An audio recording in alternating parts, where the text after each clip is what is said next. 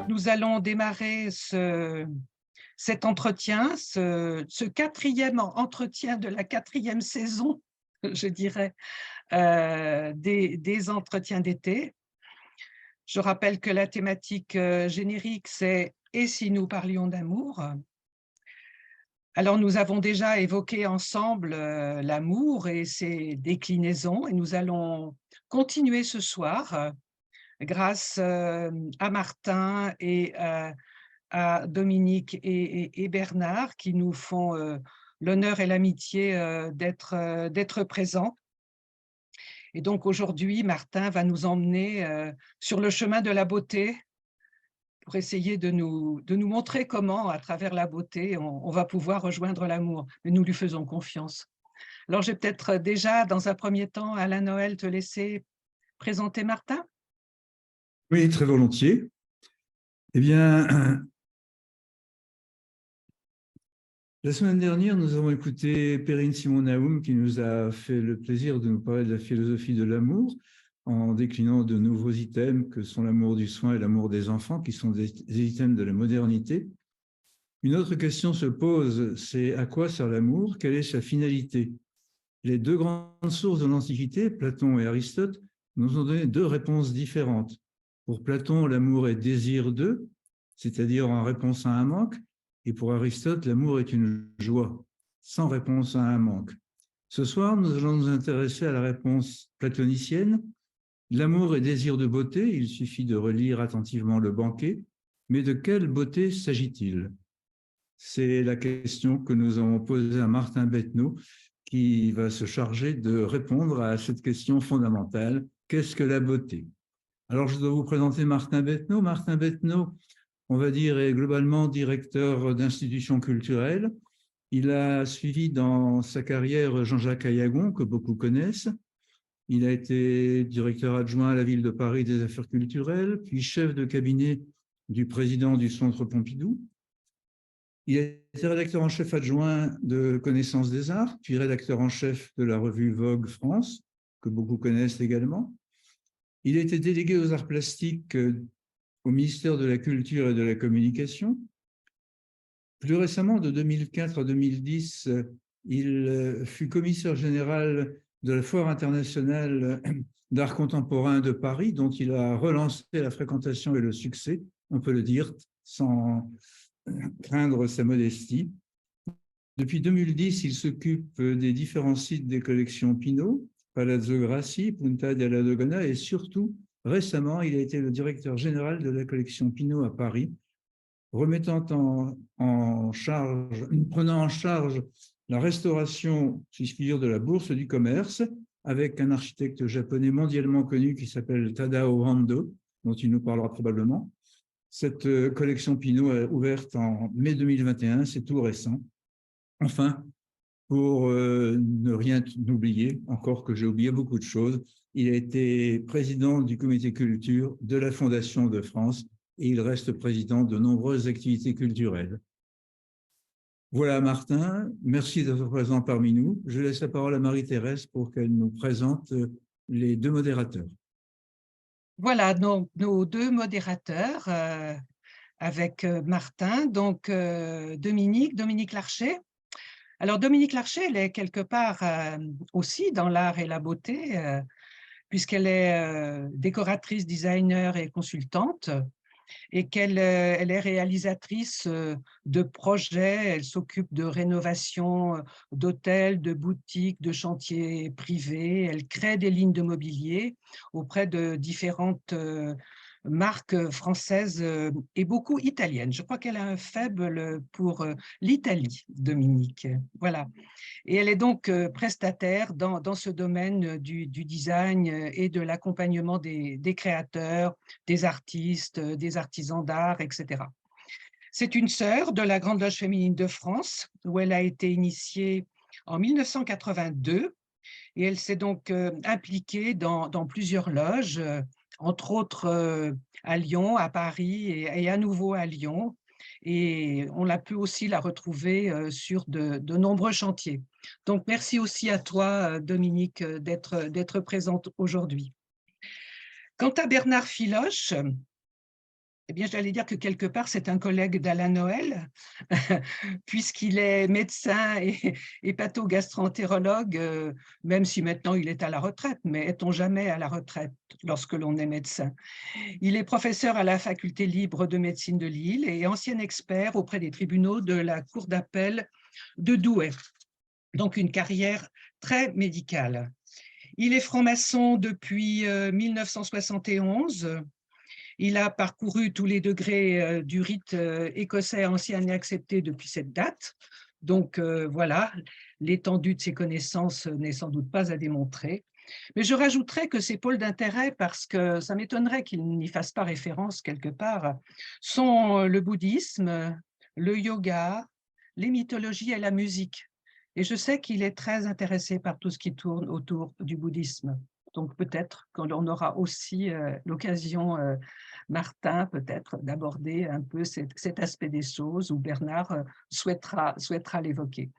Merci Bernard. Donc maintenant, Alain Noël et moi, nous allons nous effacer de l'écran et nous allons vous laisser la place à tous les trois et surtout à Martin pour commencer. Donc, bonne conférence à tous. À tout à l'heure. Bonsoir, bonsoir à tous. Je voudrais commencer par remercier Marie-Thérèse et Alain Noël pour leur invitation si amicale. Remercier Dominique Larcher et Bernard Filoche pour les échanges que nous avons eus en préparant cette séance et qui ont été vraiment passionnants et tout à fait excitants et qui me laissent penser que nos échanges à la fin de cette séance seront plus riches, plus passionnants et plus vivants que la petite conférence, la petite causerie que je vais vous faire dans un premier temps. Mais n'en doutons pas. Merci également à Jean-Robert Domas pour sa coordination et son indispensable support dans la préparation de cette séance. Merci donc pour cette invitation à venir parler de la beauté. Cette invitation, moi, je l'ai prise comme un défi, puisque Alain Noël a rappelé un petit peu mon parcours professionnel et vous aurez compris que la beauté est un sujet auprès duquel, parmi lesquels je vis et je travaille depuis plusieurs années. C'est un sujet, c'est un objet, la beauté, que je m'efforce avec passion de partager avec le public, avec les publics, avec d'autant plus de passion que le secteur sur lequel j'ai travaillé essentiellement, qui est celui de l'art contemporain, est celui dont on a pu penser que peut-être il était spontanément le plus difficile à appréhender comme un objet de beauté, comme un objet de satisfaction, comme un objet de plaisir. Mais nous en parlerons sans doute tout à l'heure. Donc, cette beauté, je la côtoie sans cesse, je vis auprès d'elle ou parmi elle, et pourtant je la connais si peu. Et pourtant, je n'en sais pratiquement rien. J'aime bien à ce moment-là citer la fameuse phrase de Diderot. Comment se fait-il que presque tous les hommes soient d'accord qu'il y a un beau et que si peu sachent ce que c'est? Alors, tout le monde sait que la beauté est là, elle est partout aujourd'hui dans notre société. Juste pour prendre quelques exemples dans des registres très différents, le secteur économique dit de la beauté, qui est en fait celui des cosmétiques, pèse 26 milliards d'euros. C'est le troisième secteur contributeur à la balance commerciale de la France. Dans un registre très différent, on voit comment notre société du tourisme de masse a mis le désir de la beauté du monde à la portée de tous. On voit comment, dans le même temps, le développement de la conscience écologique et de la conscience de la fragilité de l'environnement a fait du sentiment de la beauté, de la nécessité de sa préservation un enjeu, la préservation de la beauté de la nature, un enjeu crucial. La beauté est partout dans ce monde réel que j'évoquais brièvement, mais aussi dans le monde virtuel qui nous entoure chaque jour un peu plus. J'évoquerai les filtres que l'on s'échange, que l'on s'applique, on applique sur son visage, ou que l'on applique aux photographies qu'on partage et qu'on échange sur les réseaux sociaux. J'évoquerai les effets encore mal mesurables de l'intelligence artificielle, qui d'ailleurs fait que sur des plateformes comme TikTok, les filtres qui peuvent vous rendre beau, il y en a un qui a un nom particulièrement effrayant qui s'appelle Bold Glamour, qui aujourd'hui totalise 1 milliard de vues. La beauté est partout, elle est partout et bizarrement, elle est peut-être partout sauf dans le monde de l'art, d'où l'idée de beauté semble étrangement absente, d'où elle semble avoir été comme évacuée. Elle serait devenue un impensé, elle serait devenue un tabou. Alors c'est vrai dans le domaine des arts visuels, mais c'est vrai aussi dans le domaine de la musique contemporaine, de la littérature d'avant-garde. Euh, Depuis un demi-siècle, peut-être plus, je ne sais pas, dans le monde de l'art, le mot beauté a presque disparu. Une œuvre n'est que très rarement dite belle, ou d'abord dite belle. Le mot a été remplacé par fort. On dit d'une œuvre qu'elle va être forte, qu'elle est intéressante, qu'elle est nouvelle, et d'autres périphrases comme si on évitait cette notion de la beauté. Alors c'est vrai dans le domaine de l'art contemporain, qui est celui que je connais, comme Alain Noël le rappelait au début de notre conversation, mais pas seulement.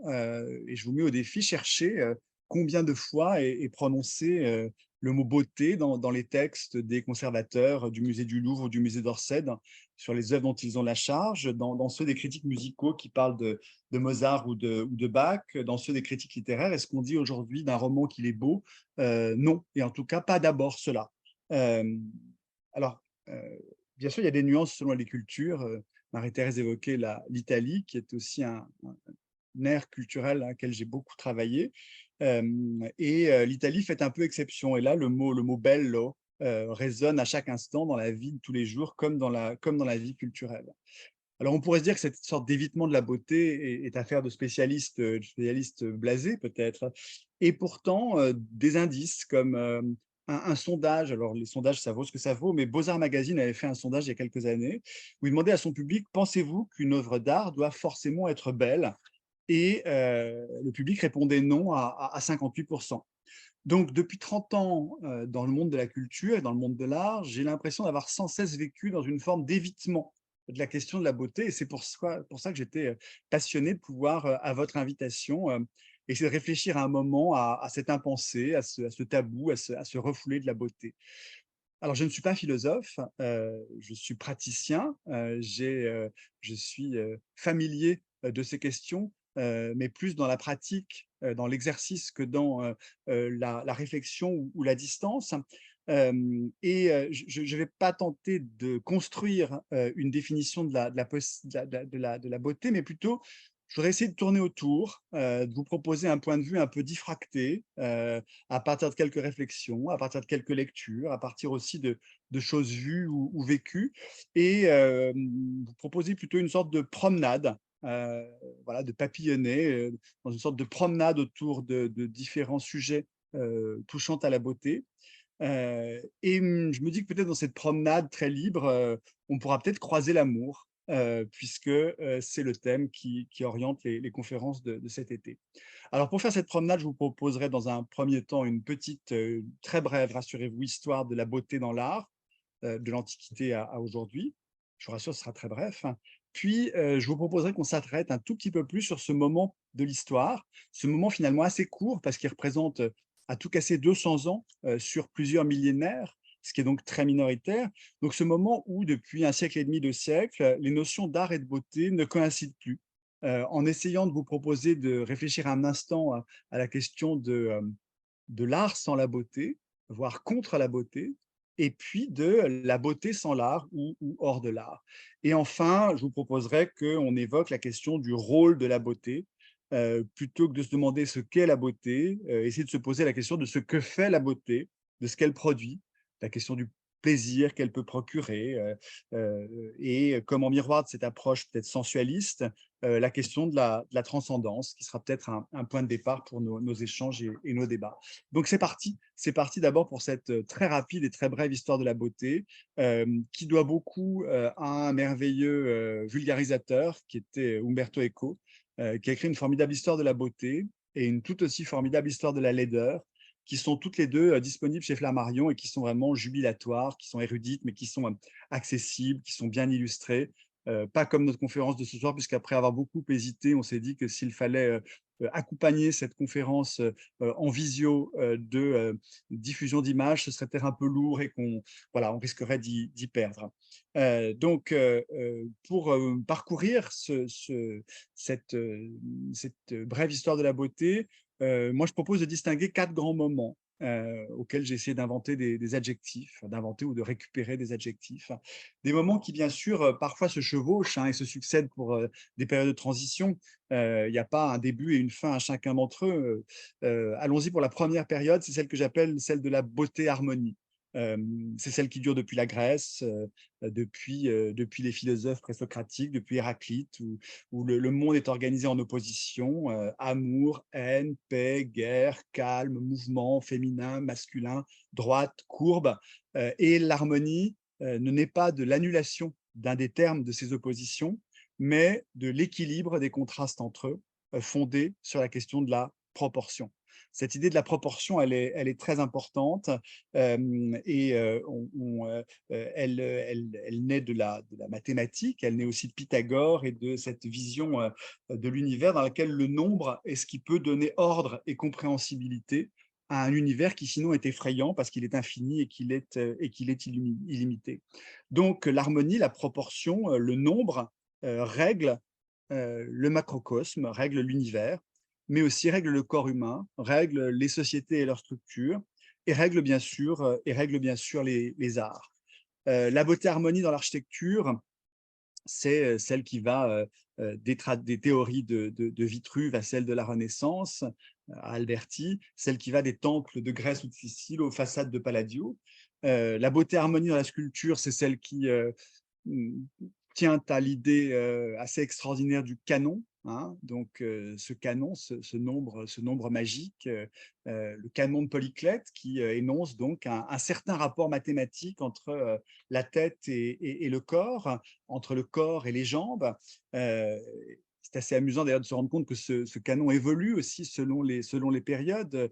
À l'époque de Polyclète, donc vers 400, le corps doit faire 7 fois la taille de la tête. Et puis, un siècle plus tard, à l'époque de Lysippe, celui par exemple de l'Hermès qui est au Louvre, l'homme est plus svelte, le corps ne fait plus 7 fois la tête, mais il fait 8 fois la tête. Donc on est toujours dans cette idée du rapport mathématique qui fait naître une harmonie, harmonie du corps, harmonie de l'œuvre d'art qui se rapporte à l'harmonie du cosmos.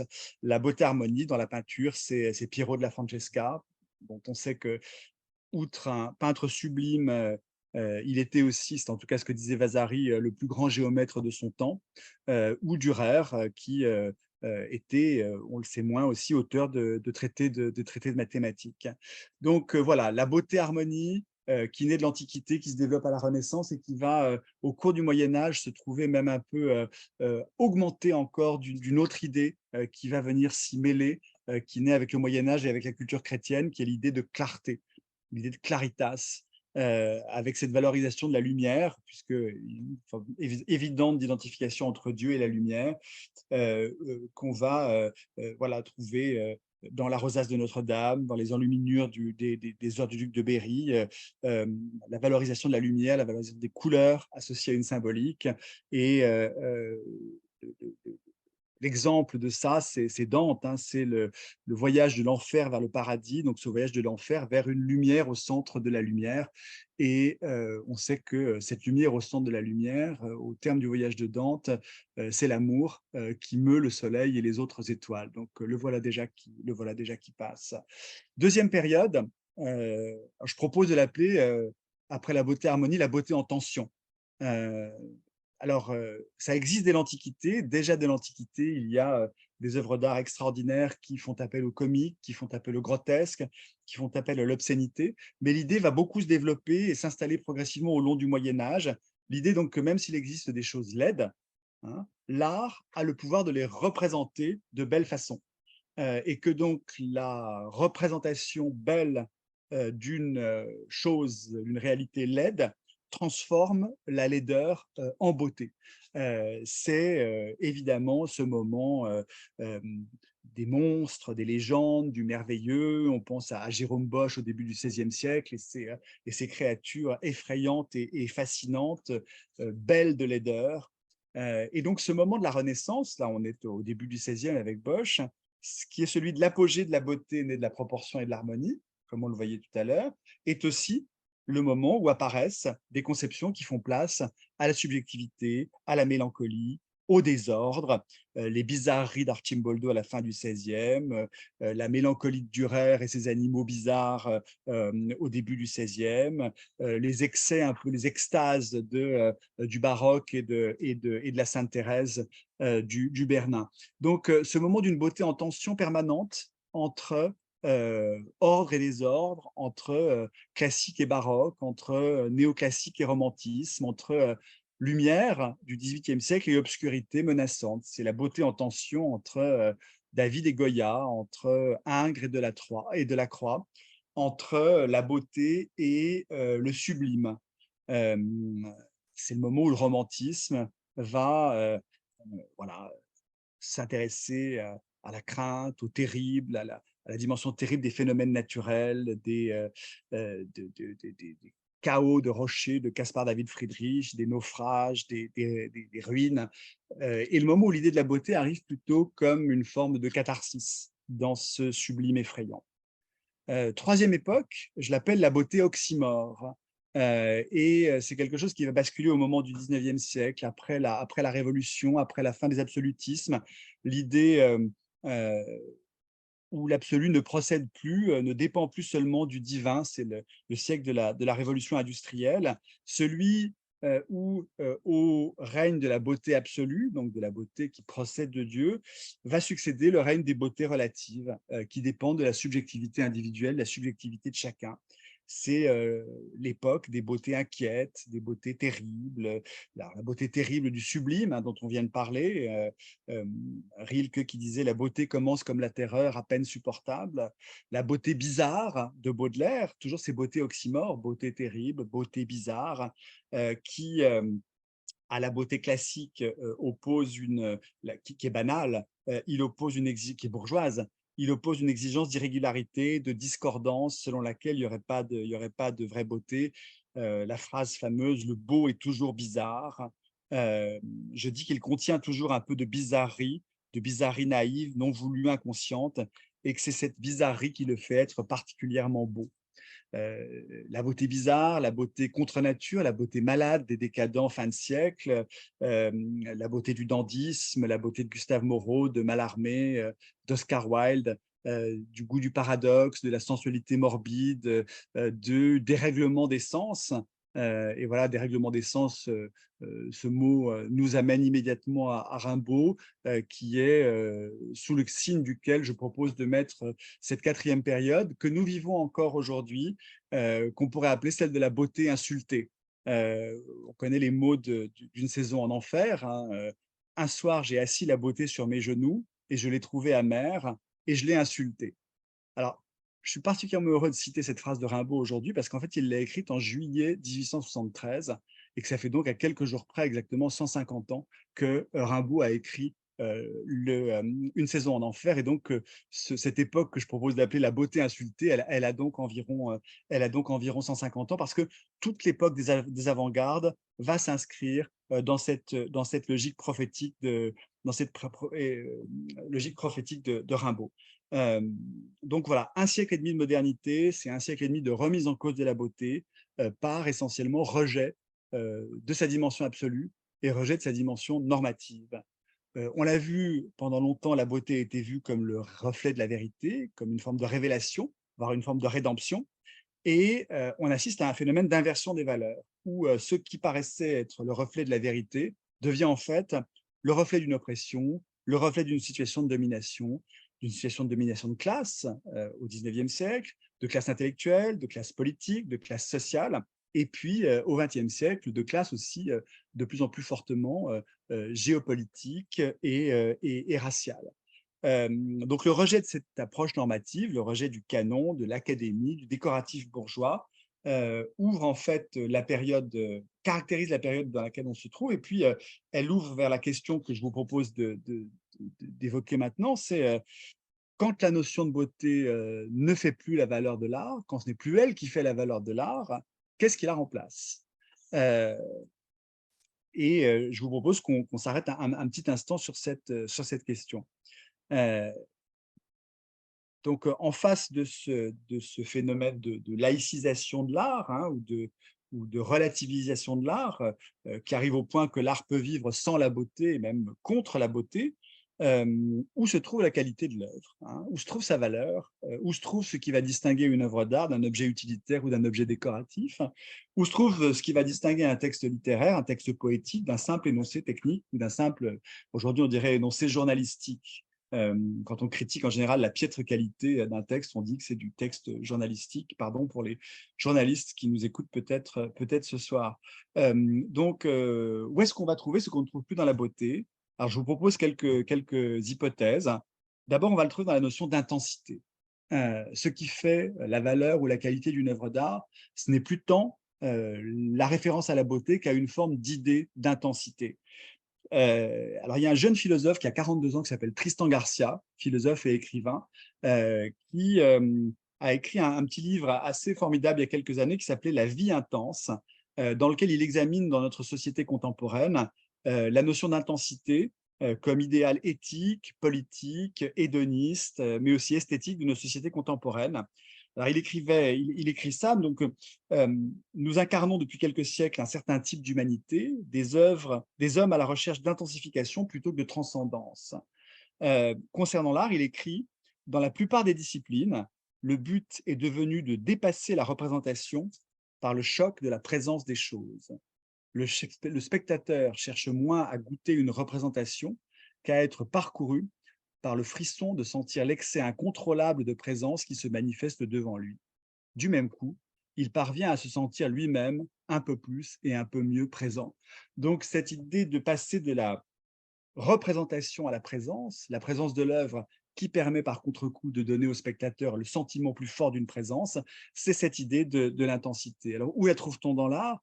Dans l'expression de l'intensité de l'affect. C'est l'expressionnisme, c'est l'image du cri qu'on va retrouver dans la peinture, avec Munch bien sûr, et son fameux cri, avec Guernica de Picasso. On va le retrouver dans le cinéma, avec le cri de Mama Roma dans le film de Pasolini. On va le trouver dans la musique, avec le cri de Loulou dans l'opéra de Berg, ou dans les cris intense de certaines chanteuses de blues ou de rhythm and blues jusqu'à quelqu'un comme Janis Joplin. Donc, l'intensité de l'affect et de l'expression de cet affect, voilà qui peut être une proposition pour remplacer la beauté.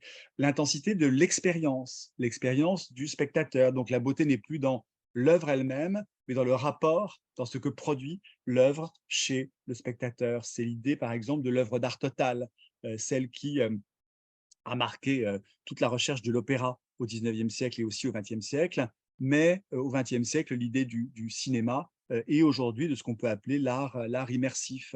L'intensité de l'expérience, c'est celle de la tétralogie de Wagner, c'est celle de 2001 Odyssée de l'espace de Stanley Kubrick, c'est celle plus proche de nous d'Avatar de James Cameron. L'idée d'une expérience immersive et intense. Dans un autre registre, celui des œuvres d'art, ça peut être, je pense aux artistes qui utilisent la lumière et qui provoquent des expériences méditatives, souvent minimalistes, jouant avec le paysage ou avec la lumière. Un artiste comme James Turrell qui construit des sortes d'ambiances lumineuses, d'univers lumineux dans lequel on vient plonger, nager de manière presque très physique.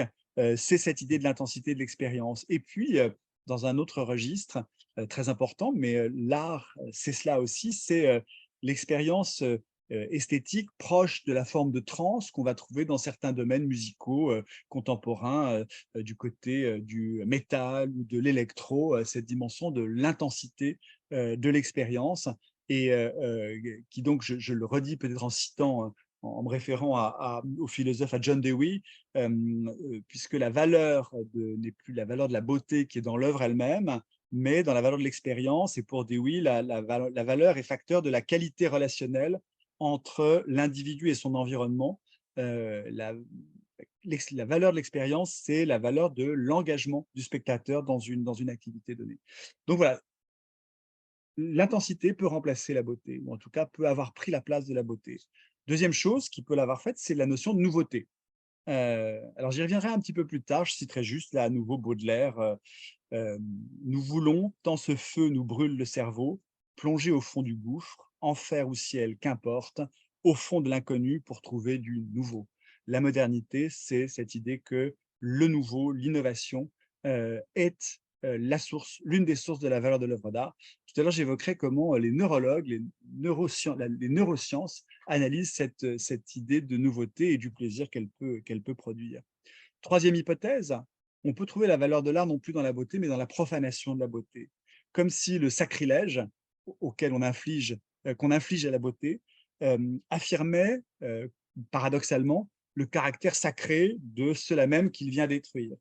Alors, c'est les artistes du mouvement Dada pour qui, grosso modo, la beauté, c'est une forme de collabo. L'abus de la beauté, les artistes qui embellissent sont comme des sortes de collaborateurs d'une forme de société bourgeoise, et il faut produire un art anti-esthétique. C'est l'urinoir de Duchamp, c'est le dessin de Salvador Dali dans lequel il écrit simplement, c'est un portrait de la Vierge Marie sur lequel il écrit parfois je crache par plaisir sur le portrait de ma mère. Voilà, cette idée de la profanation qui va affirmer la beauté à contrario. Alors, elle est intéressante, cette idée de la profanation, parce qu'elle ouvre une ère qui va durer tout le XXe siècle et un point important des avant-gardes et de ce qu'on appelle aujourd'hui l'art contemporain. On pourra peut-être revenir plus tard, peut-être au moment des questions, de cette notion de l'art contemporain, parce que en fait, elle est assez discutable et ça ne se voit pas parce que je le dis, mais je mets toujours des guillemets autour d'art contemporain, puisque art contemporain, initialement, ça veut dire l'art d'une certaine époque, l'art de celle qu'on est en train de vivre, mais peu à peu, il y a eu un petit glissement. Et de cette signification purement chronologique, on est passé à une idée d'art contemporain qui est devenue une forme de genre en soi, mais on pourra peut-être en parler plus tard. Donc, une dimension très importante de l'art contemporain qu'on pourrait appeler, je sais qu'Alain Noël aime les termes grecs, on pourrait appeler la caliphobie. Toutes ces pratiques qui vont substituer à la beauté la laideur, l'obscénité, l'outrage, le dégoût. Pardonnez-moi, mais il faut citer des exemples, les boîtes de merde d'artistes de Piero Manzoni, les œuvres que Georges Bataille rassemblait dans l'informe sous le vocable du bas matérialisme, les provocations des jeunes artistes anglais des années 90, Tracy Emin, qui expose son lit non lavé après plusieurs nuits et plusieurs semaines d'ébat, et elle vient simplement exposer ça avec tout le côté défait, taché, etc. Ou Damien Hirst et ses animaux découpés dans le formol ou en voie de putréfaction. Donc voilà, l'idée que la beauté ou que la valeur de l'art peut naître non plus dans la beauté, mais dans l'outrage qui lui est faite. J'en ai plus que deux parce que je pourrais développer ça à l'infini, tant on voit comment toute notre période moderne va essayer de trouver des sortes de substituts à la beauté. On peut lui remplacer le pur formalisme. Ça va être toute la tendance notamment de l'art américain du XXe siècle. Il y avait un grand théoricien qui s'appelait Greenberg, selon qui l'art moderne ne pouvait être qu'une seule chose, ne pouvait se fonder que sur le fait de réduire chacun des arts, la peinture, la sculpture, etc., à son essence propre. Et en fait, elle ne pouvait traiter que d'une seule chose, elle ne pouvait être qu'une recherche réflexive sur le médium de ces arts eux-mêmes. Pour être clair, le sujet de la peinture, ça ne peut être que la peinture elle-même. Ses matériaux, ses formes, sa pratique, etc. Le sujet de la sculpture, ça ne peut être que la sculpture elle-même. Donc une sorte de réduction hyper formaliste, et tout le reste était disqualifié comme relevant du kitsch. J'aime bien, pour résumer, pour Greenberg, ce grand théoricien, et je trouve ça assez merveilleux venant d'un théoricien, une sorte de modèle philosophique de l'esthétique du XXe siècle. Il disait que devant une œuvre d'art réussie, il n'y a pas d'autre chose à dire que « oh ». Et donc, comme si l'esthétique ne pouvait arriver qu'à une sorte de renoncement à la parole. Allez, le dernier, qui est toute cette tendance qui va rejeter l'approche esthétique de l'art parce que, comme pour Dada, elle serait moralement et politiquement régressive, pour lui redonner une dimension politique, critique, et c'est le champ de l'art conceptuel. Je dis deux mots de l'art conceptuel, puis je prends deux exemples ou trois exemples. L'art conceptuel, c'est celui dans lequel tout doit disparaître. L'art, c'est l'idée. Hein. Tout ce qui vient en plus de cette idée nuit à la pureté de l'idée et donc dégrade la valeur de l'art. Une œuvre, c'est un énoncé. Alors bon, je dirais ça existait déjà, l'art cosa mentale, disait-on à la Renaissance, mais les artistes conceptuels poussent ça au bout et tout ce qui vient en dessus, il faut donc éliminer tout ce qui n'est pas l'idée lui-même. Une œuvre, c'est un énoncé. Joseph Kosuth fait une œuvre qui s'appelle One and Three Chairs. Il met une chaise, à côté la photo de cette chaise et à côté la définition dans le dictionnaire du mot chaise. L'œuvre, c'est les relations intellectuelles qui peuvent se passer entre une chose, l'image de cette chose et la définition de cette chose. Lawrence Wiener, l'artiste américain, là aussi, ne fait plus de paysages, mais il écrit sur les murs au pochoir, très industrialisés, des textes, quelques mots qui évoquent, qui énoncent une forme ou un paysage. Alors, il y a une chose qui est très amusante avec cette histoire d'art conceptuel, c'est que un certain nombre d'artistes conceptuels vont se rendre compte qu'ils essayent autant qu'il est possible d'éliminer la dimension esthétique de l'œuvre et que malgré tous leurs efforts pour faire disparaître la matérialité de l'œuvre, pour faire disparaître la forme de l'œuvre, pour faire disparaître l'émotion de l'œuvre, quelque chose résiste et ce quelque chose, c'est peut-être la beauté. Un artiste conceptuel qui s'appelait Roman Opalka a fait une œuvre assez extraordinaire où il a commencé à un moment de sa vie à écrire le chiffre 1 sur une toile et a continué 2, 3, 4, 5 jusqu'à l'infini, jusqu'à sa mort pendant plus de 30 ans. Chaque fois qu'il arrivait au bout donc un tableau, c'était ce chiffre 1 jusque 1 267 000 en bas à droite du tableau. Et à chaque fois qu'il changeait de tableau, il rajoutait 1% de blanc dans son encre, de sorte que la peinture peu à peu disparaisse. L'idée de tout réduire, et pourtant, quand on est devant ces tableaux, quelque chose d'infiniment poignant vous saisit, comme si, en voulant se tenir à l'idée, on arrivait quand même à faire naître une forme d'émotion devant l'inéluctable, devant la vanité, devant tout cela. Daniel Buren, qu'on connaît bien, dont l'approche conceptuelle très rigoureuse, très radicale, très politique, en fait, n'est jamais parvenu à se débarrasser totalement de ses qualités d'émotion et de beauté qui en font d'ailleurs très largement la valeur. Donc voilà, la beauté est insultée, elle est outragée, elle est niée, et pourtant elle est là et elle résiste dans l'art. Et puis je vous propose quelques secondes d'évoquer l'autre problème. On vient de voir l'art sans la beauté et la beauté sans l'art. Alors aujourd'hui, où peut-on la chercher, où peut-on la trouver? Alors partout, je le disais tout à l'heure, donc je vais me contenter juste d'évoquer très brièvement 3 lieux où on peut essayer de la trouver. Et le premier, c'est la science, la beauté de la science. Alors, pas simplement la beauté formelle de la science, hein, on connaît j'adore le mot du scientifique qui s'appelait Francis Crick, qui a été parmi ceux qui ont découvert la structure moléculaire de l'ADN, vous savez, la double hélice. Et il dit cette phrase extraordinaire: It's a molecule that has style. C'est une molécule qui a du style, ce qui est quand même assez extraordinaire de la part d'un scientifique. C'était la beauté parfaite de la double hélice. Alors ça, c'est une manière de la voir, mais il y a une autre manière de chercher la beauté dans la science, c'est en allant peut-être du côté d'une règle qui existe en science et qui existe dans l'art aussi, et qui est une règle qui peut proposer une approche esthétique de la science à propos de l'idée de la parcimonie. L'idée que la beauté d'un énoncé, la beauté d'une formule scientifique, la beauté d'une découverte scientifique tient à ce qu'elle explique beaucoup à partir de très peu. Alors cette approche esthétique de la science, moi je trouve qu'elle est parfaitement applicable dans l'art. Et donc vous voyez comment, en allant chercher la beauté en dehors de l'art, ça peut nous y ramener, puisque c'est, je pense, cette idée de la parcimonie qui est particulièrement opérante dans la littérature, dans la peinture, le dessin, mais surtout dans l'architecture. Et on pourrait citer deux architectes.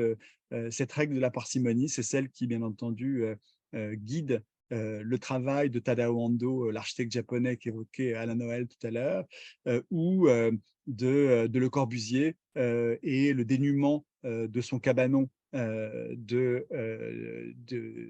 bord de la Méditerranée, ou de la maison du Chapelain ou de l'abri du pèlerin de Ronchamp. Voilà, ce sont des exemples de cette règle de la parcimonie que nous venons de retrouver dans l'art après avoir fait un petit détour par la science. Deuxième lieu, je vous propose d'aller chercher la beauté dans ce que, avec beaucoup de scrupules, parce qu'une fois encore, je ne suis pas philosophe, mais que, faute de définition plus précise, j'appellerais l'éthique. En pensant à ça, j'aurais envie d'évoquer les travaux d'un sociologue qui s'appelle Jean-Philippe Bouilloux et qui a écrit récemment un très beau livre qui s'appelle « Pouvoir faire un beau travail ». Il s'inscrit un peu dans la suite de la philosophe Simone Weil, qui avait beaucoup travaillé sur la question de la condition ouvrière. Et ce sociologue ramène l'esthétique dans une fonction de résistance à la domination de la fonctionnalité, la domination de la standardisation et de l'économie. Il fait l'hypothèse qu'il y a dans la beauté, je le cite, un réel désintéressement qui nous est indispensable aujourd'hui. Nous aurions en effet besoin de relations désintéressées, d'élan sans contrepartie, pour compenser ou rééquilibrer la rationalisation du monde dans lequel nous évoluons, cette vie moderne dont intérêt est l'un des maîtres mots. Donc l'idée du beau travail, l'idée du beau geste, l'idée de l'élégance, l'idée de la beauté comme forme de résistance et forme de dignité. Troisième et dernier espace, je vous propose d'aller essayer de chercher la beauté, c'est la nature, bien sûr.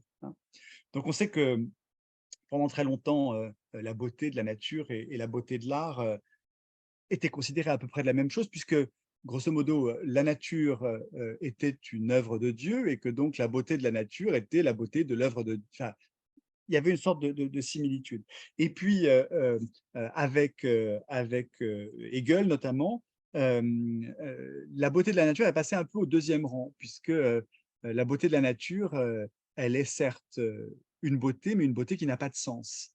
Tandis que la beauté d'une œuvre d'art, c'est une beauté qui, en plus, a un sens, qui, en plus de sa dimension esthétique, a une dimension ontologique. Donc, la beauté de la nature a été un peu moins regardée par les philosophes et par les spécialistes d'esthétique, jusqu'au début des années 60, avec l'émergence, d'abord aux États-Unis, des pensées environnementalistes et écologistes, avec Rachel Carson, qui en 62 avait écrit ce livre magnifique qui s'appelle « Printemps silencieux », qui est le premier grand livre de la conscience écologique. Et à partir d'elle, va naître dans le monde universitaire anglo-américain une discipline qui est celle de l'esthétique environnementale.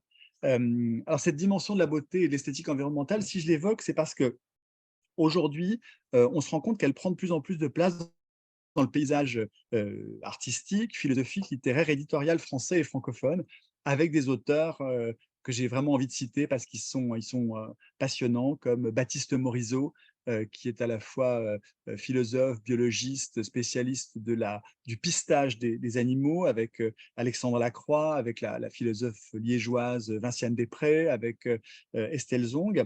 Et si les sujets de cette dimension de la beauté dans la nature vous intéressent, je vous recommande quelques collections dont j'achète systématiquement dès qu'un livre sort. Il y a une collection chez Corti qui s'appelle Biophilia, qui est absolument extraordinaire, ou chez Actes Sud, celle qui s'appelle Monde sauvage. Deux idées comme ça, deux pistes, deux petites... Qu'est-ce que c'est la beauté de la nature? Pour Alexandre Lacroix, prendre conscience de la beauté de la nature, c'est défendre un rapport non instrumental avec le monde naturel. C'est une idée de la beauté liée à la conscience de la fragilité. C'est une idée de l'esthétique qui renvoie à une forme d'esthétique de la responsabilité, de mélange entre contemplation et action. Le deuxième,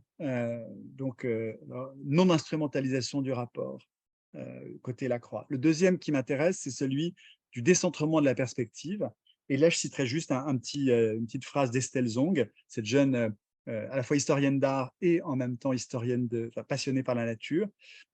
Elle écrit ça: tout ce que nous appelons beau dans une fleur a été sculpté par l'évolution pour d'autres êtres que nous, des insectes, des oiseaux, des chauves-souris.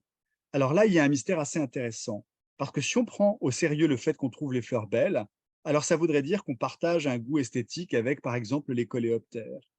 Donc, l'idée d'une approche de la beauté comme une manière de sortir de soi. J'ai bien entendu à dessein sorti ces deux notions qui me paraissent importantes du côté de la beauté de la nature qui peut nous ramener à la beauté de l'art, mais aussi à autre chose. Rapport non instrumental et esthétique de la responsabilité d'une part, manière de sortir de soi d'autre part. Est-ce qu'on n'est pas là aussi peut-être aussi en train de parler d'amour? Pour terminer ma troisième partie, et je vais accélérer un peu parce que j'ai été un petit peu trop long, je vais vous proposer en quelques instants de réfléchir à ce que nous fait la beauté. Une fois encore, à la question «Qu'est-ce que la beauté?» que Marie-Thérèse à Noël vous m'avez posée, je dois vous dire: «Je ne sais pas, mais je sais ce que ça me fait».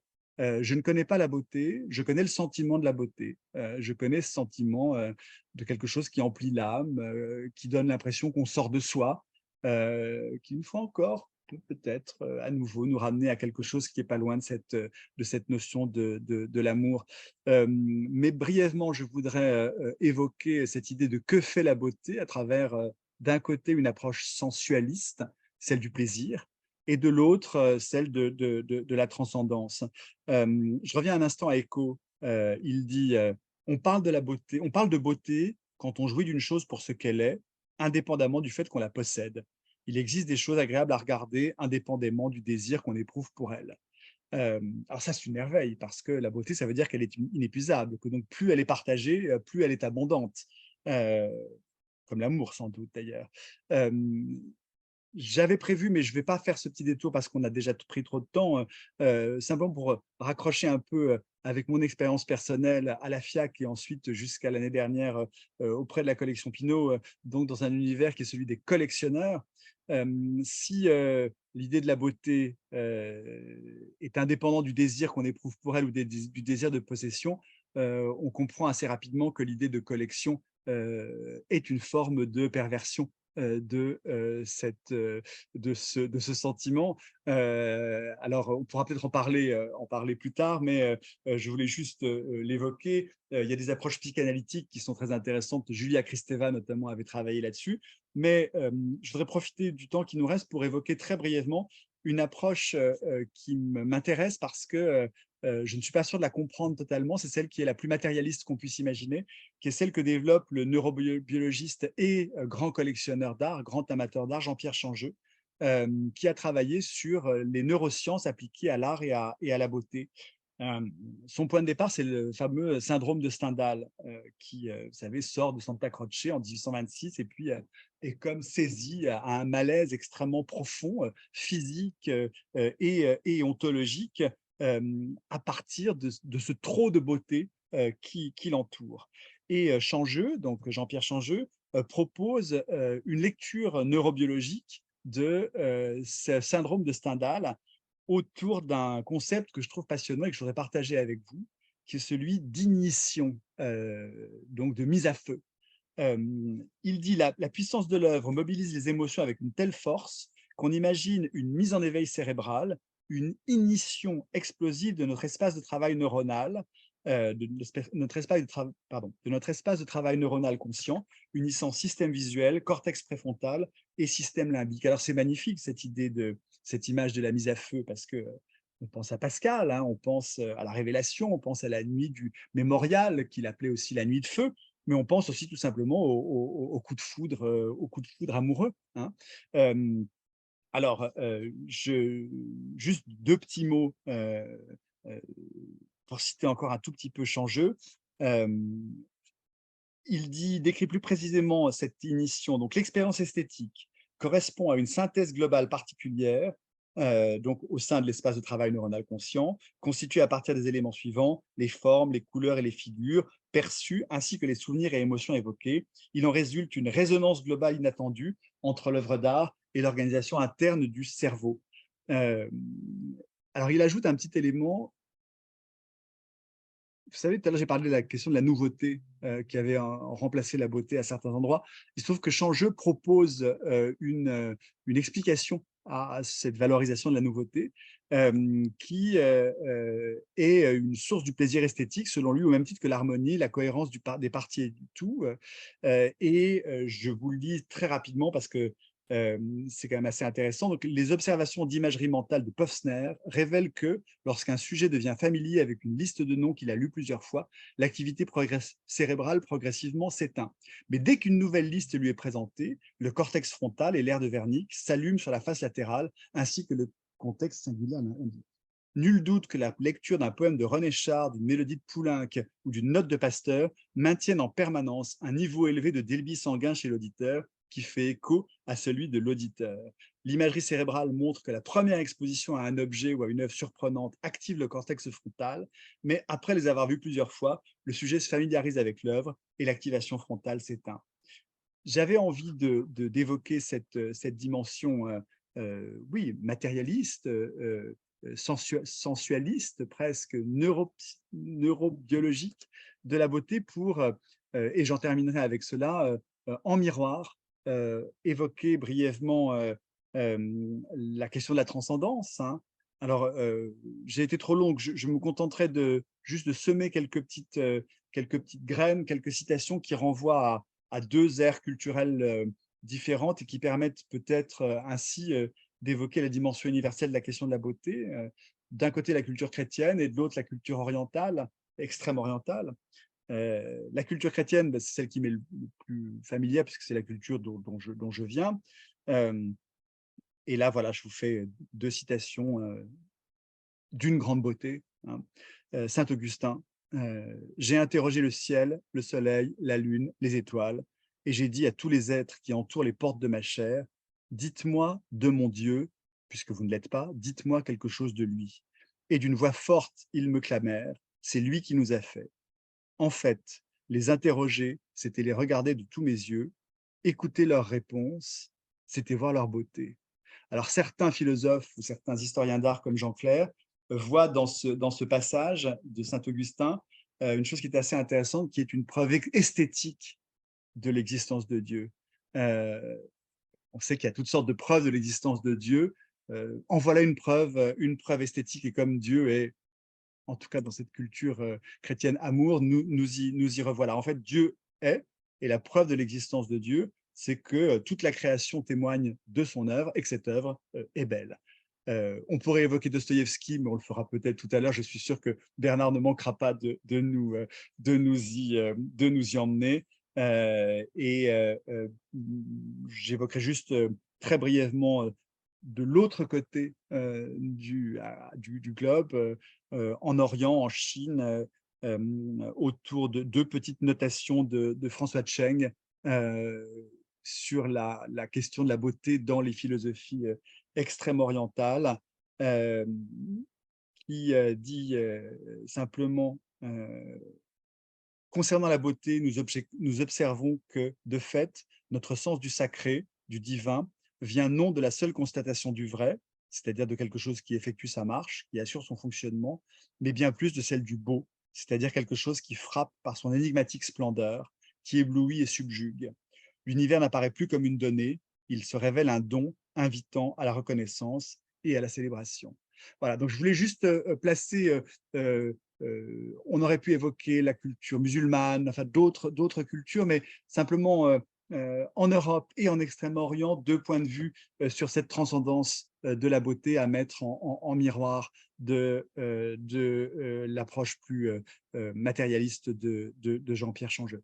J'avais prévu de terminer sur Jean Kelevitch, et puis en fait, au dernier moment, j'ai changé d'idée, et j'avais plutôt envie de terminer avec une dessinatrice qui s'appelle Catherine Meurice. Je pense que vous connaissez Catherine Meurice, qui est une dessinatrice de bande dessinée formidable. Elle est maintenant à l'Académie des Beaux-Arts, et elle était à Charlie Hebdo le 7 janvier. Elle raconte dans un livre qui est très beau, qui s'appelle La légèreté, comment elle a cherché à réparer dans sa psyché, dans son être, l'expérience de Charlie Hebdo par une expérience de la beauté. Philippe Lançon, l'écrivain, qui, vous savez, lui aussi a été une des victimes de l'attentat de Charlie Hebdo, qui donc connaît bien Catherine Meurice, disait Catherine Meurice est allée chercher le syndrome de Stendhal pour annuler celui du 7 janvier.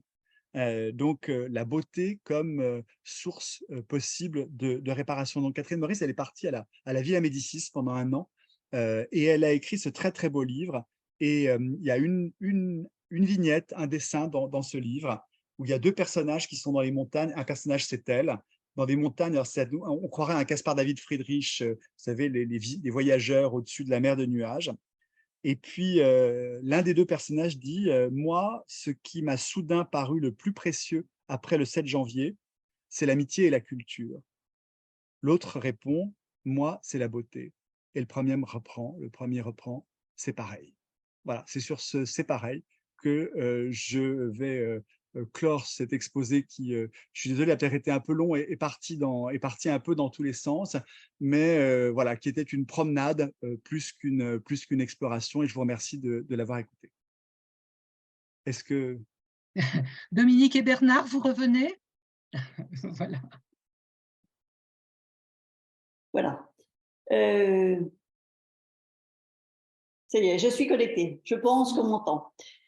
Donc, merci Bernard pour Martin, pardon, pour cette conférence passionnante et puis ce voyage dans le temps et dans l'espace sur le sujet de la beauté. Et puis, avec son analyse et son décryptage de cette causerie, comme tu le dis. Alors, tout d'abord, par notre rôle de modérateur, Bernard et moi-même, nous allons donc relayer le grand nombre de questions et d'interrogations sur le sujet qui vont apparaître sur Q et R, qui apparaissent déjà un petit peu. Et tout d'abord, pour revenir peut-être un peu au début de ton exposé, tu parles de paradoxe entre la beauté, cette esthétisation incontournable dans le monde actuel, et ce terme de beauté qui disparaît dans le monde culturel en général et de l'art contemporain. Donc, peux-tu nous expliquer les raisons, même si tu en as parlé déjà, mais nous réexpliquer un peu les raisons de ce désengagement, de cette exclusion, et que d'un côté, il y a une recherche permanente d'esthétique et de l'autre côté, un évitement, comme tu le dis si bien. Et comme nous, francs-maçons, nous disons que la beauté l'orne, est-ce que nous sommes d'actualité ou est-ce que nous ne sommes plus d'actualité? Voilà, je te laisse la parole. Alors, merci, cher Dominique. C'est une question qui est en fait assez simple parce que je crois que ce que j'ai essayé de montrer un peu dans cette promenade, c'est que la beauté ne peut plus être normative et qu'aujourd'hui, l'approche de la beauté se définit par son l'absence de réduction à une norme quelle qu'elle soit. Donc, aujourd'hui, on ne peut pas dire qu'une beauté serait d'actualité, l'autre ne le serait pas, puisque elles peuvent toutes exister simultanément. La deuxième idée, c'est que on se rend compte que si je parle d'un paradoxe, c'est que plus on veut l'évacuer ou plus, pour des raisons diverses, politiques, théoriques, l'exclure, plus elle revient, c'est-à-dire grosso modo, plus on la fait sortir par la porte et plus elle revient par la fenêtre. Et puis, au final, même si c'est un peu frustrant, mais une fois encore, c'est une parole de praticien et non pas de théoricien. La beauté est parce que je sens qu'elle l'est. La beauté, je ne la comprends pas, je la sens et je sais quels sont les sentiments qu'elle peut provoquer en moi. Donc, on est, je crois, dans un moment d'ouverture absolue dans lequel simultanément, et parfois c'est amusant, chez certains artistes, on se rend compte que chez certains artistes, la recherche de la beauté peut emprunter des voies qui ne sont pas une voie unique, mais qui sont, certains artistes ont un travail d'installation conceptuelle et par ailleurs de dessin représentant la figure humaine. Voilà. Donc, je dirais qu'on est dans un moment de liberté très, très grand très très grande, pardon, sur cette question. Oui, ce qui est très intéressant, c'est que nous ne sommes pas limités et que les deux peuvent tout à fait coexister. Mmh. Je vais laisser la parole à Bernard pour poursuivre et puis nous avons justement des questions qui apparaissent. Bonsoir. Bon, je pense que plusieurs d'entre nous ont été remués par ce que tu appelais l'ignition. Et certains, dans les commentaires qui apparaissent, plusieurs ont été bouleversés sur leur plan neuronal par l'ignition qu'ils ont ressentie en écoutant ta conférence. Il y a certaines questions qui reviennent. Est-ce que la beauté, et ça va dans le sens de l'intervention de Dominique Larcher, la beauté, elle est absolue, elle est relative. On a compris qu'elle n'était pas normative. Elle peut encore être absolue dans la mesure où elle s'impose à nous émotionnellement, affectivement. Pour autant, elle est relative et dépendante des circonstances spatio-temporelles. Et cette beauté absolue ou relative, est-ce qu'elle peut encore avoir la prétention d'orner nos travaux, ça sans aucun doute, mais surtout de sauver le monde, comme nous l'a dit Dostoïevski? Qu'est-ce que tu en penses? Alors, merci, cher Bernard. Alors, Dostoïevski, on sait que cette phrase tellement connue, tellement importante, est avant toute chose tellement belle, parce que je n'allais pas le dire à chaque fois, mais presque chaque fois que j'ai essayé de faire une citation, enfin, pas à chaque fois, changeuse, c'est quand même un petit peu rude, mais il y a cette idée que d'une approche de la beauté par la beauté elle-même. Les phrases des uns ou des autres sont elles-mêmes belles, et la fameuse beauté qui sauvera le monde de Dostoïevski, d'abord c'est une phrase absolument sublime, alors je cherche parce que je l'avais gardée en note quelque part, puisqu'elle est plus longue elle est plus longue que cela. Elle s'ancre dans une approche mystique. C'est l'Idiot, hein, c'est le roman L'Idiot, et c'est la figure du prince Mishkin, qui est une figure du Christ, hein, la figure de l'idiot du prince Mishkin. Alors je l'ai pas retrouvée, mais j'en ai trouvé une autre qui est qui arrive avant ou juste après la fameuse La beauté sauvera le monde, qui est le beau et l'idéal. Or, l'idéal, le nôtre ou celui de l'Europe civilisée, est encore loin d'être élaboré. Il n'existe au monde qu'un être absolument beau, le Christ, de sorte que l'apparition de cet être immensément, infiniment beau est certainement un infini miracle. Beauté, amour absolu, compassion absolue.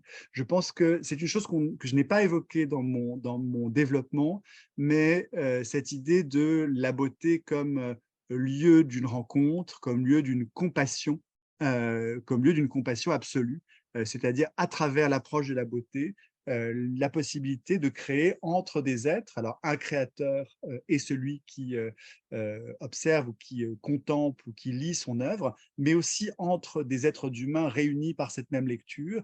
La beauté, elle offre aussi cette forme de possibilité de compréhension, de compassion et de lien entre les hommes. C'est, je crois, quelque chose d'extrêmement fort et qui existe dans la dimension et dans la tradition de la culture chrétienne, et sublimé, je dirais, par Dostoïevski dans cette phrase. Cette dimension qui réunit les hommes partout sur l'univers, c'est vraiment une spécificité qu'on retrouve dans certaines religions, qu'on retrouve dans notre pratique maçonnique, et je pense que Dominique va certainement réintervenir à ce niveau-là. Oui, nous avons justement une question. Chez les francs-maçons, la beauté est souvent symbole de celle de l'intérieur de l'homme. Ne dit-on pas qu'un homme est beau par les valeurs qu'il dégage dans son entourage? La jonction des beautés extérieures et intérieures ne sont-elles pas le paroxysme d'une spiritualité absolue? Absolument. Alors, c'est quelque chose d'extrêmement important, puisque c'est aussi sur cette base que s'est fondée, à partir de Hegel à peu près, l'idée de la supériorité de la beauté artistique sur la beauté de la nature. C'est-à-dire que la beauté d'un être humain, la beauté d'une œuvre d'art, non seulement c'est un ensemble de formes ou de lignes magnifiquement arrangées, reflet ou non d'une perfection divine, peu importe, c'est aussi le reflet d'un contenu, d'un message, on dirait aujourd'hui de manière un peu prosaïque, ou en tout cas d'une réalité intime, d'une réalité intérieure, d'une forme de vérité, alors que celle de la nature ne l'est pas.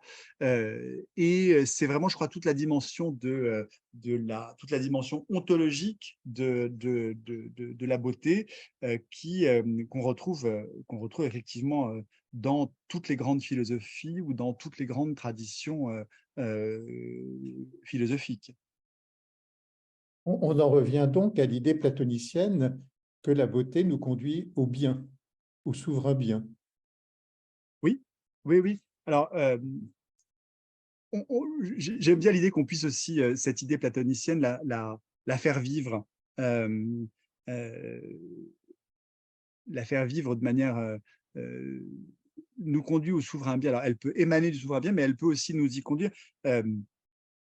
Je vais prendre un exemple qui peut paraître sans détourner, mais qui va, je pense, c'est l'idée que dans une société, on va dire largement laïcisée ou déchristianisée, ou même si d'autres phénomènes, ou même si justement la déspiritualisation, la laïcisation globale de la société s'accompagne peut-être d'émergence de poches de religiosité excessive à ses marges. Mais bon, donc, cette sorte de laïcisation de la société, elle fait émerger la beauté comme lieu d'un possible retour du sacré et retour du sublime. Je voudrais prendre un exemple très, très concret. Dans les années 90, un directeur d'hôpital ou professeur de médecine à l'hôpital de Garches, l'hôpital Raymond Poincaré, avait demandé à un artiste d'imaginer la salle des départs de l'hôpital. Donc, ce lieu dans lequel les personnes mortes sont. Et pourquoi a-t-il eu l'idée de demander, de faire de ça faire un geste de commande? Il expliquait que, selon lui, dans une société largement laïcisée, l'art et la beauté étaient l'unique endroit, ou en tout cas sans doute l'endroit où on pouvait retrouver un sens de la transcendance, retrouver un sens de la sacralité, et pas simplement pour le plaisir de procurer du sacré ou de la transcendance, mais que c'était dans cet espace de transcendance et de sacralité que les proches du défunt pouvaient trouver entre eux une forme de communication et une forme à nouveau de salut, enfin en tout cas comment dirais-je, comme Catherine Meurice, quoi, de réparation. Voilà, donc cette idée de la beauté qui, dans une société où peut-être le sacré n'est plus exactement à la place qu'il pouvait occuper précédemment, la beauté peut apporter cet espace, et de cet espace faire un espace et de rencontre et de communication et de réparation des êtres. Ça me semble important cette remarque, parce que ça prouve que la beauté ne peut pas être contrainte. Le sous-entendu est contrainte par un régime politique quel qu'il soit.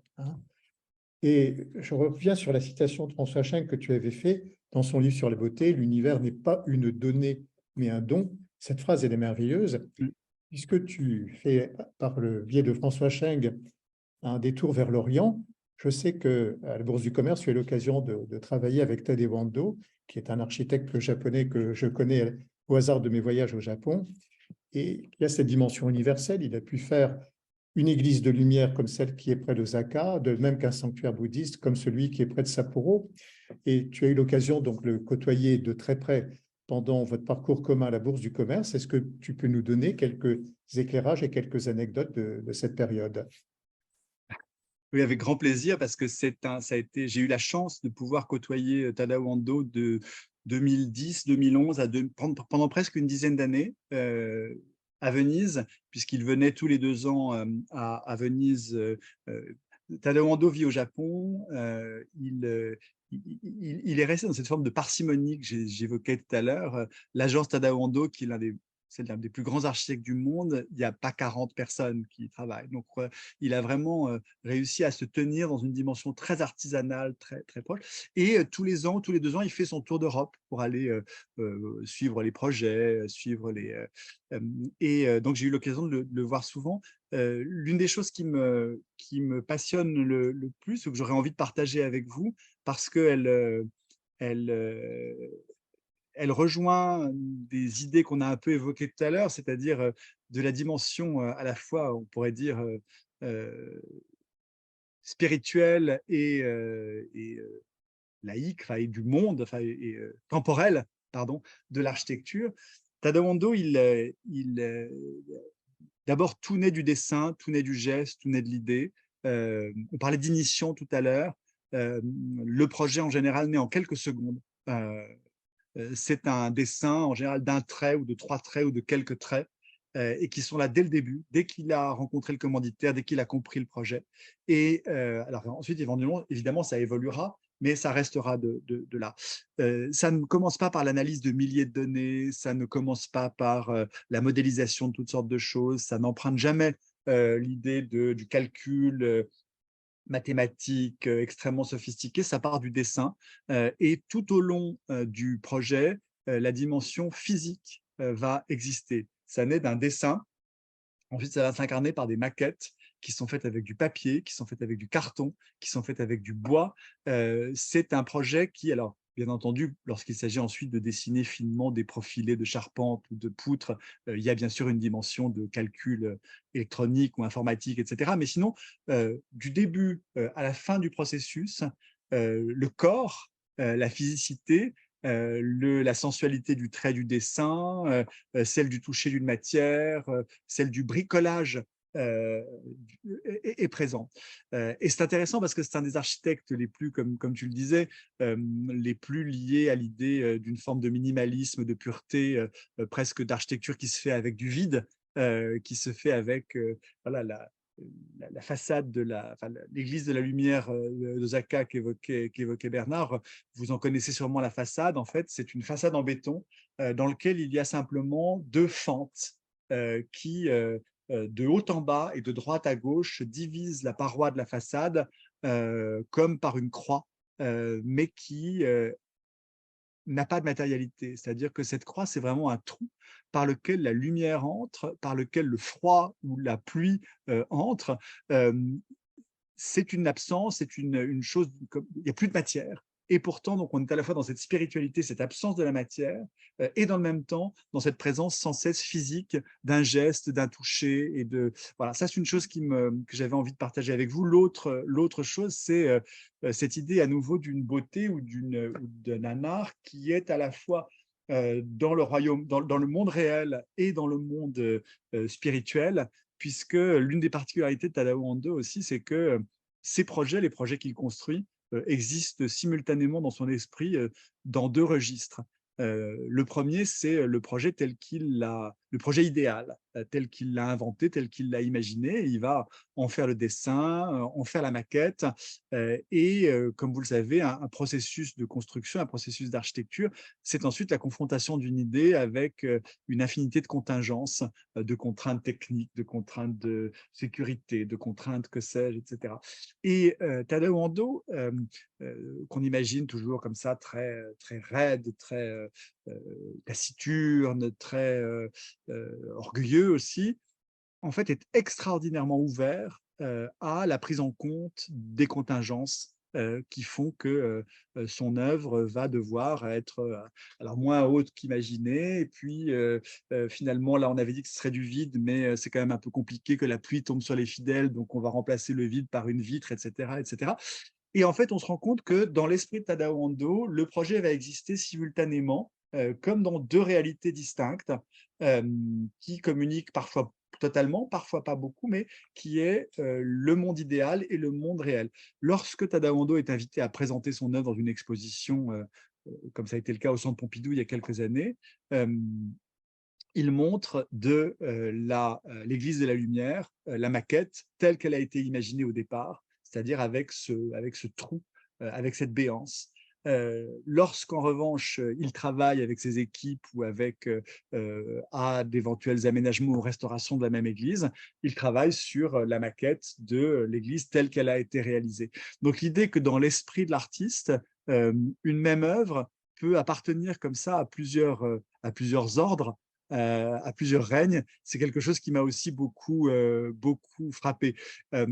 Et ce qui est amusant, c'est que parfois, donc, en tant qu'utilisateur, on est quelquefois un peu gêné. J'ai le souvenir la Pointe de la Douane à Venise, le cœur du bâtiment, c'est un cube de béton absolument pur, absolument minimal, dans lequel c'est un béton qui est comme de la soie, qui est d'une sensualité qu'on a envie de caresser, qui est comme c'est le marbre du 21e siècle, hein, ce béton.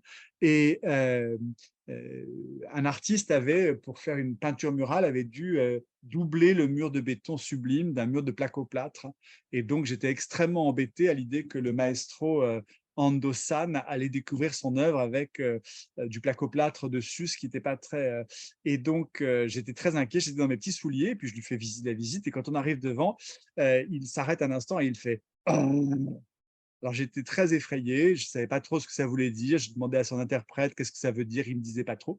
Donc, j'étais assez inquiet, et puis le soir au restaurant, on est dans un restaurant qu'il aime beaucoup, il a commandé un des plats qu'il préfère, qui sont des crabes, et lorsque le serveur a apporté les crabes, Ando a fait le même bruit, donc j'ai compris que peut-être sa réaction devant la profanation de son architecture n'était peut-être pas non plus si offusquée que je l'avais imaginé dans un premier temps. Alors, cela veut peut-être dire que la parole était secondaire. Absolument. On en revient à l'ineffable, on en revient oui. à cette Oui. ineffable. Alors, moi, je vais revenir à l'intelligence artificielle, puisque j'ai une question dans ce sens.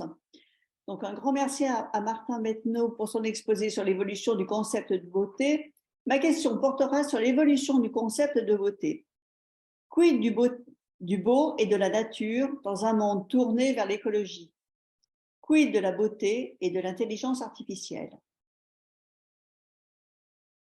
Alors, ce sont deux questions immenses. La première, celle de la beauté et de l'écologie, je crois que j'en ai un petit peu parlé. Je pense que le rapport à la nature peut et est en train de venir redonner à notre rapport à la beauté quelque chose de plus…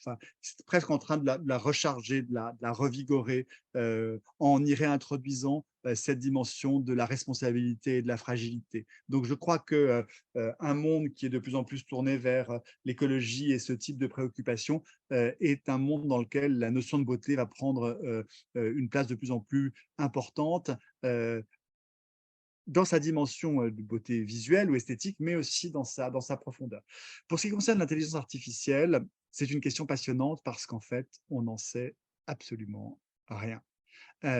Et c'est ça qui est merveilleux, c'est qu'en fait, on ne peut constater tout cela qu'a posteriori, d'une certaine manière.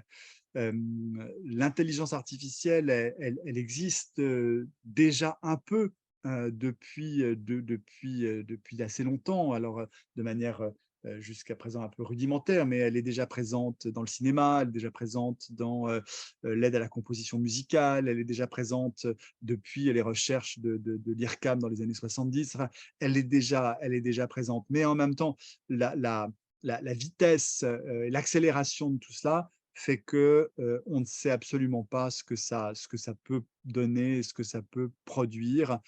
Sans doute comme tout le reste, c'est-à-dire 95% ou allez, 90% de choses sans intérêt, 9% de choses plutôt pas mal et 1% de choses merveilleuses. Mais je crois que chaque arrivée d'une technologie nouvelle, d'une manière de penser nouvelle, d'une idéologie nouvelle a toujours produit les choses dans ce rapport-là.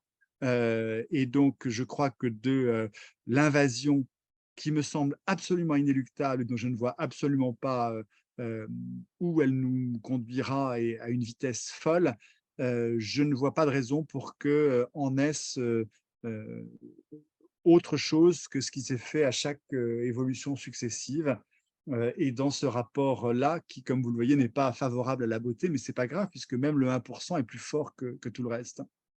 Ça veut dire qu'il y aurait une forme de rassurance et que le chef-d'œuvre reste dans l'intemporalité. Ah ben ça, j'en suis convaincu. J'en suis convaincu. J'en suis convaincu. Vous savez, en fait, c'est... moi, l'intelligence artificielle, ça me fait penser à Borges, vous savez, à la bibliothèque de Babel, celle dans laquelle, qui rassemble tous les livres constitués de toutes les combinaisons possibles, de toutes les lettres de toutes les langues.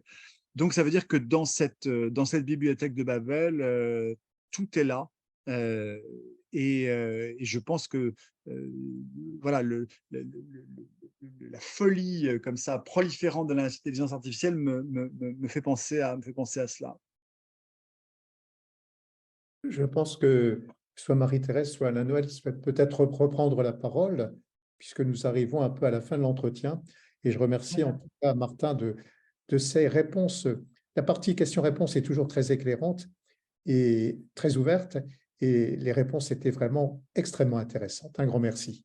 Merci. Alors effectivement, nous allons reprendre la main parce que je crois que tout un chacun voit arriver l'heure fatidique de 21h, qui est la fin donc de notre entretien. Alors, je retiendrai quelque chose, Martin. Tu as dit à un certain moment que la beauté, on pourrait voir la beauté comme le lieu du possible. Et j'aime beaucoup, je ressens bien ce que tu veux dire par là. Et je crois qu'effectivement, à partir, et tu nous l'as démontré, à partir de la beauté, finalement, on peut aller dans des directions qui sont tout à fait variées. Et puis, pour faire le lien avec notre thématique, et si nous parlions d'amour, finalement, nous aurions pu dire, et si nous parlions beauté? Et au bout du compte, peut-être que nous pourrions dire beauté au lieu de amour ou amour au lieu de beauté. Presque, pas tout à fait, mais presque synonyme, qu'en penses-tu? J'en suis convaincu. Tu sais, Marie-Thérèse, je disais que tout à l'heure que je ne savais pas ce que c'était que la beauté, mais je savais ce qu'elle me faisait. Cette idée que voilà, ça remplit l'âme, ça donne l'impression de sortir de soi, ça donne l'impression que... et en fait, je ne vois pas de très grande différence entre ce que produit la beauté et ce que produisent certains moments du sentiment amoureux. Donc, cette proximité, elle existe de manière, je pense, évidente. Tu nous as bien traduit ce message-là à travers l'ensemble de ton exposé et de tes exemples.